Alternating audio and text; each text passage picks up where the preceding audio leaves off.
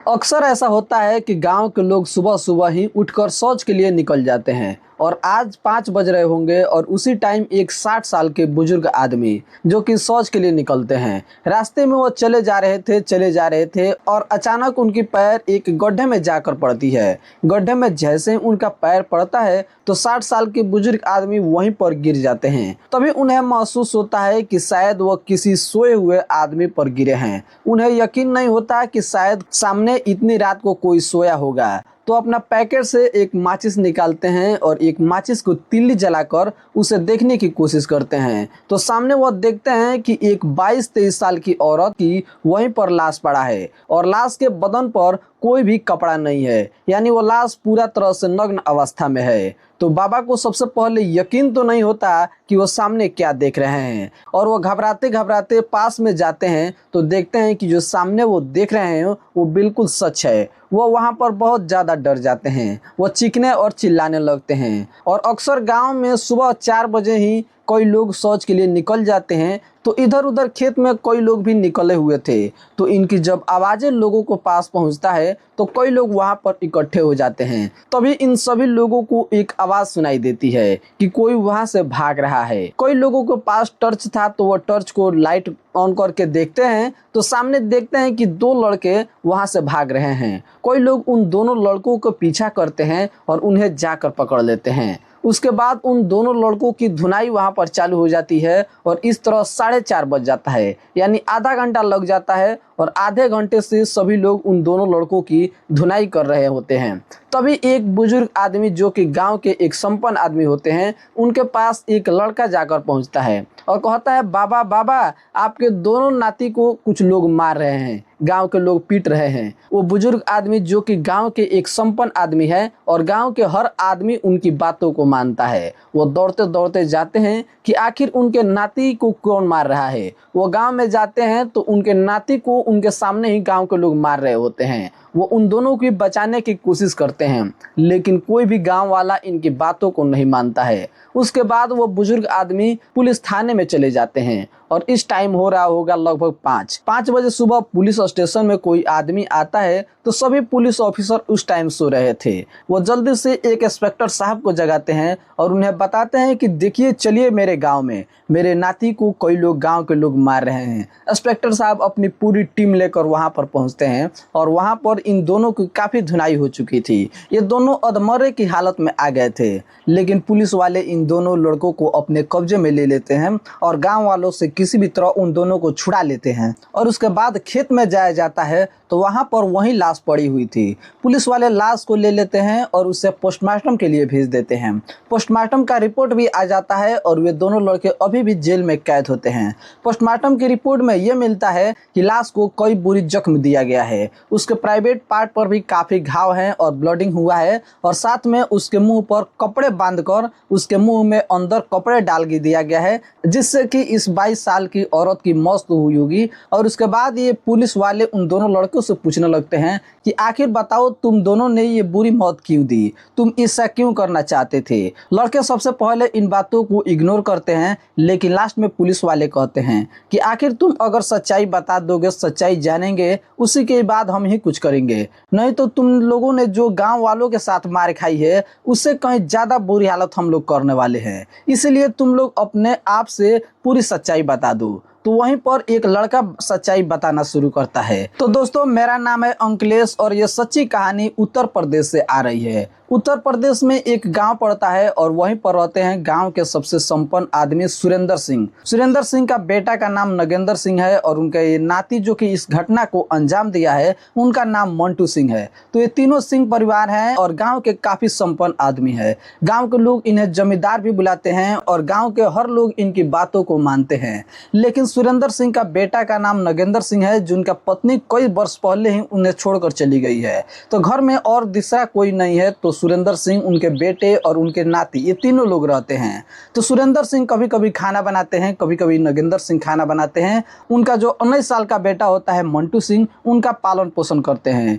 उसकी परवरिश में ये दोनों बाप और बेटा कोई भी कमी नहीं रखते हैं और अपने नाती को पूरा मतलब माँ का प्यार वो दोनों देते हैं, पिता का प्यार देते हैं और इन्हें कोई भी काम करने नहीं देते हैं। इसी तरह इन सिंह परिवार का काम चलता रहता है। लेकिन एक दिन सुरेंद्र सिंह अपने बेटे को कहते हैं कि बेटा, तुम्हारी पत्नी कई दिनों से छोड़कर तुम्हें चली गई है, तुम अपने बेटे की परवरिश नहीं कर पा रहे हो, तो क्यों नहीं तुम शादी कर लेते हो। और गांव के भी कई लोग कहते हैं कि सुरेंद्र सिंह, देखिए आप जवान हैं, नौजवान हैं और आपका बेटा भी है, तो आप एक शादी कर लेते तो आपको मतलब अच्छा हो जाता, और गांव के लोग भी यही चाहते हैं, तो आप शादी कर लीजिए। लेकिन नगेंद्र सिंह का शादी में कोई इंटरेस्ट ना होते हुए भी अपने पिता और गांव वाले लोगों की बातों को मानना पड़ता है और उनकी शादी एक जगह पर फिक्स हो जाती है। जिस जगह पर फिक्स उनकी शादी होती है वो लड़की अभी होती है, उनका कोई शादी नहीं होता है और उनकी उम्र लगभग 22 साल की होती है। तो सभी लोग गांव को इस शादी को मंजूरी देते हैं और इस शादी से कोई भी नाखुश नहीं रहता है और सुरेंद्र सिंह और उस लड़की का शादी हो जाता है।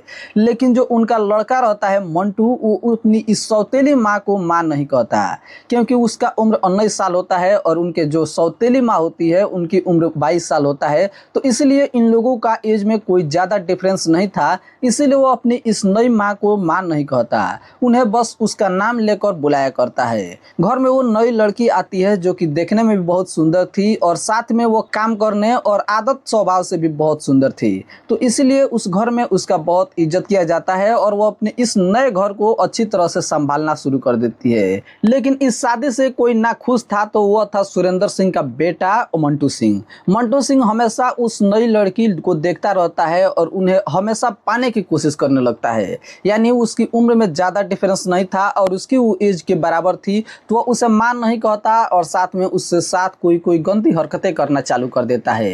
एक बार वो लड़की अपने इस बेटे की ऐसी हरकत को सुरेंद्र सिंह से शिकायत करती है कि देखिए, आपका जो पोता है वो हमेशा गंदी नज़र हम पर डाला रहता है और हमेशा गंदी गंदी हरकतें करता है और साथ में मुझे वो अपना माँ भी नहीं कहता, डायरेक्ट मेरा नाम पुष्पा लेकर बुलाता है।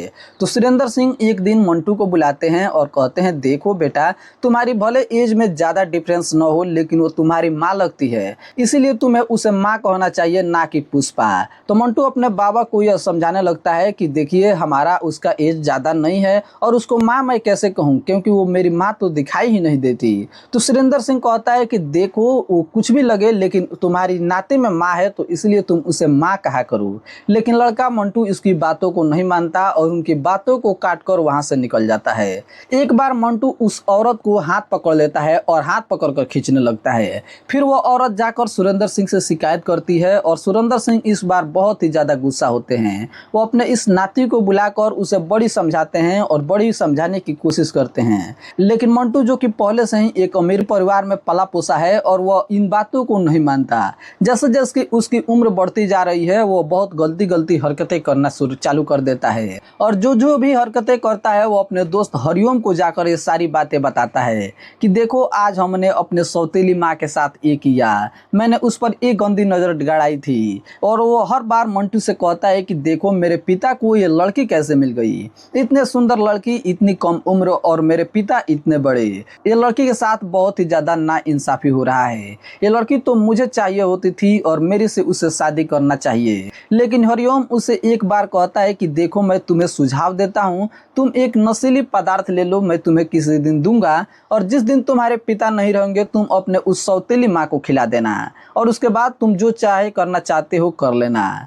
तो मंटू सिंह इस बात को मान लेता है और एक दिन जब उसके पिता घर पर नहीं होते हैं और उनके पिता गांव के ही एक रिश्तेदार में 3-4 दिन के लिए गए होते हैं, तो मंटू सिंह हरिओम के पास जाता है और वो नशीली पदार्थ को मांग लेता है और वो लिया कर अपने घर में दूध का जो होता है उसी में मिला देता है नशीली पदार्थ। तो सबसे पहले उस नशीली पदार्थ को उसके बाबा पीते हैं, तो उनके बाबा तो उसी टाइम सो जाते हैं। उसके बाद जो उसकी सौतेली माँ होती है वो भी उस दूध को पीती है, तो एक अलग कमरे में जाकर वो सो जाती है, जहाँ पर दादाजी अलग कमरे में सोए हुए थे और वहीं पर वो बेहोश पड़े थे और उधर उसकी सौतेली माँ एक कमरे में बेहोश पड़ी थी। तो मंटू इसी का फायदा उठाता है और अपने दोस्त हरिओम को बुलाता है हरिओम और मंटू दोनों अपने 22 साल की सौतेली माँ पुष्पा को उठा लेते हैं और घर से निकालकर उसे जंगल की ओर, यानी घर से बाहर, गांव के बाहर एक जंगल वाला खेत में लेकर चले जाते हैं। मंटू सिंह और अपनी सौतेली माँ के सारे कपड़े उतार देता है और उसके बाद जो उसके अंदर इतने सालों का जो कीड़ा था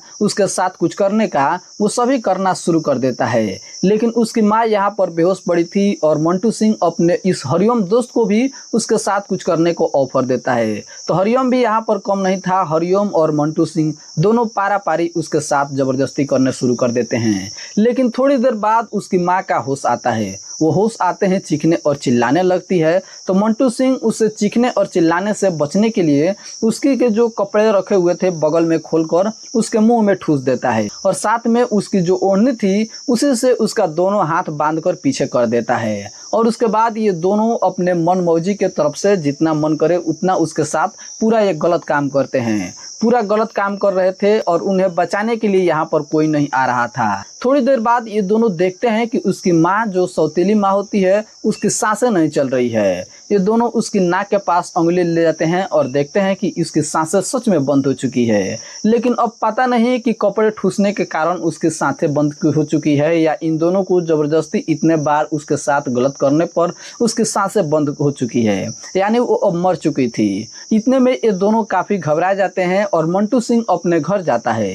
घर से एक फावड़ा लेकर आता है और उसी खेत में एक गड्ढा खोदना शुरू कर देता है। और गड्ढा खोद ही रहा था तभी टाइम धीरे धीरे सुबह भी होने लगा था। और गांव के जो बूढ़े बुजुर्ग होते हैं जो सुबह सुबह उठकर शौच के लिए जाते हैं खेत की ओर, उसी में से एक बाबा थे जो उसी गड्ढे में जाकर गिरते हैं। और उसी गड्ढे में वहीं पर वो 22 साल की जो औरत थी पुष्पा, उसी के लाश उस गड्ढे में पड़े थे। तो बाबा उस लाश को देखते हैं और वहां से चिल्लाते हैं और उसके बाद मंटू को धर दबोच लिया जाता है। उसके बाद ये पूरा कहानी होता है और पुलिस वाला जब ये रिपोर्ट सुनता है, ये पूरा कहानी सुनता है, तो उसके भी पैरों तले जमीन खिसक जाती है। वो लोग भी सोचते हैं कि एक बेटा अपने सौतेली माँ के साथ ऐसा कैसे कर सकता है।